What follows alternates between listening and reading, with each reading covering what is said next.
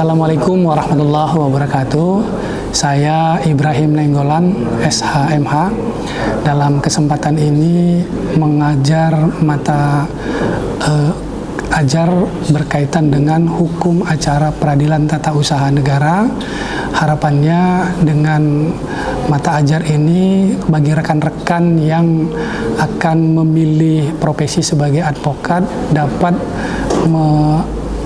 mendapatkan pemahaman terkait dengan hukum acara peradilan tata usaha negara. Pagi menjelang siang, selamat sejahtera untuk kita semua. Baiklah, sudah hadir di tengah-tengah kita pemateri kita pada pendidikan khusus profesi advokat kita selanjutnya ini, yaitu Bapak Ibrahim Nainggolan SHMH. Adapun yang akan disampaikan oleh Bapak ini mengenai hukum acara peradilan tata usaha negara. Kepada rekan-rekan yang di Zoom, apakah mendengar suara saya? Tidak boleh terlalu berlama-lama, misalnya tidak menjalankan atau tidak mengambil keputusan, karena setiap kita dibutuhkan sebuah kepastian, walaupun kadang-kadang kepastian itu nuansa keadilannya lebih kecil, tapi lebih dominan nuansa kepastian. Nah, hukum acara itu sebenarnya kalau kita lihat dari posturnya itu lebih pada memberi pada kepastian. Kemudian yang kedua itu harus individual. Yang ketiga bersifat final. Ya, mungkin kalau final Piala Dunia itu akan segeralah, ya, akan menjadi sebuah sengketa. Jadi kita nggak bicara bagaimana, apa ciri-ciri, apa syarat-syarat sebuah keputusan TUN agar tidak bisa atau tidak menimbulkan sengketa, mungkin itu kajian yang lain. Nah, sekarang karena ini kita berdimensi hukum acara, tentu apa yang menjadi syarat dari sebuah keputusan TUN, ya, yang dikeluarkan oleh pejabat TUN yang akhirnya akan menjadi sengketa di peradilan tata usaha negara. Oleh pejabat TUN misalnya bernomor 01 perihal mutasi, perihal pemecatan. Berarti ada surat keputusan yang terbit, yang lahir. Nah, sekarang yang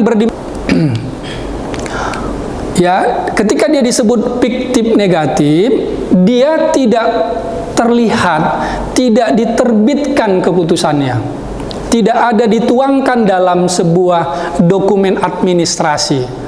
Contoh sederhana, kita akan mengajukan ke dinas tertentu, biasanya kita dinas satu atap satu pintu, itu PTSP, izin berusaha.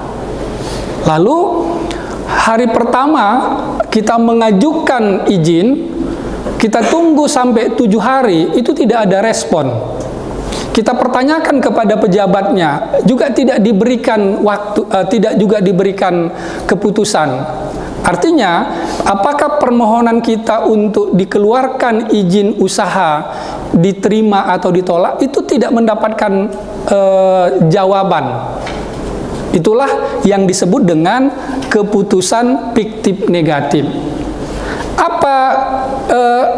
Bagaimana menafsirkan fiktif negatif ini?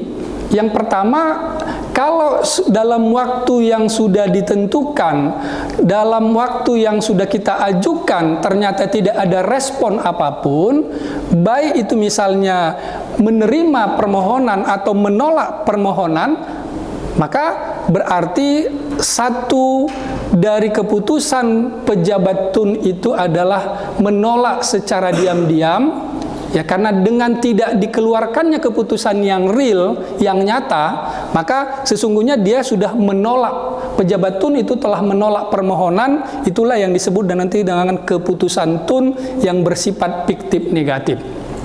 Jadi dua, baik terhadap keputusan yang dikeluarkan secara administrasi dalam kaitan ini ada wujudnya, maupun keputusan yang dikeluarkan oleh pejabat TUN dalam kaitan artinya menolak secara diam dengan tidak melakukan tindakan, itu sebagai bagian dari penolakan secara diam-diam.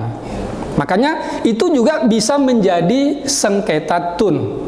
Tapi nanti bagaimana?